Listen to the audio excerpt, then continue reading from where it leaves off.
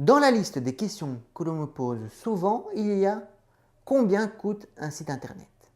Dans cette vidéo, je vais répondre à cette question.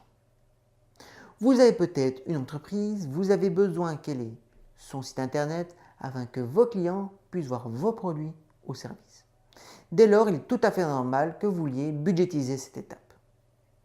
Dans cette vidéo, je vais vous expliquer les points importants auxquels vous devez faire attention.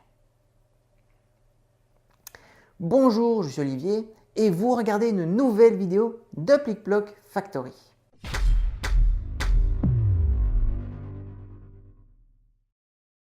Quand on me pose la question, comme ça, de but en blanc, je ne peux absolument pas y répondre car il n'y a pas de réponse. C'est un petit peu comme si vous demandiez à un architecte combien coûte une maison. Impossible d'y répondre, car il lui manque tout un tas d'informations. La taille, le lieu, le matériel utilisé, etc. Eh bien, un site internet, c'est exactement la même chose. Le coût d'un site internet dépend de nombreux facteurs.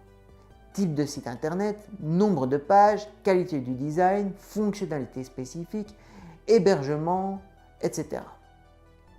C'est la raison pour laquelle la plupart des agences font un brief précis du site internet en question avant de proposer un prix et de commencer le projet.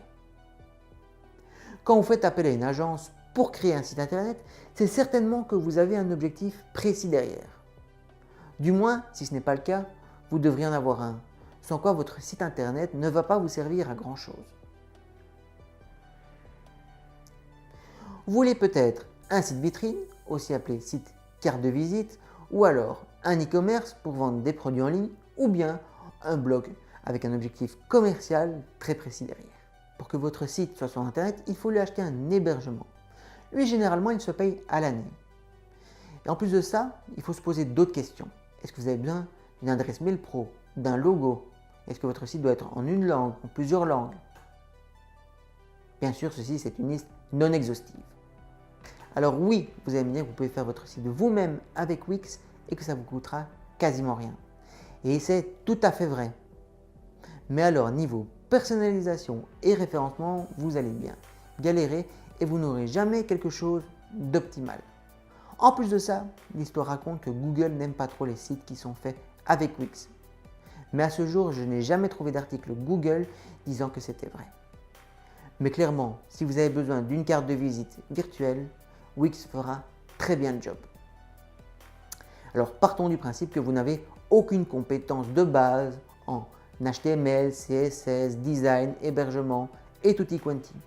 Ce qui, rassurez-vous, est tout à fait normal vu que ce n'est pas votre métier. Selon le type de site que vous choisirez et le prestataire que vous prendrez, vous devrez plus ou moins passer de temps sur le projet. Et très clairement, quand vous faites appel à un prestataire externe, c'est pour déléguer et donc y passer un minimum de temps. Voilà, super, le design de votre site est fait. Mais qu'allez-vous mettre sur votre site? Les textes et les images sont hyper importants. Les textes présents sur votre site doivent être bien écrits et correspondre aux règles de Google. C'est ce qu'on appelle le référencement ou SEO. C'est une étape qui permet à votre site d'apparaître plus ou moins haut dans une recherche Google.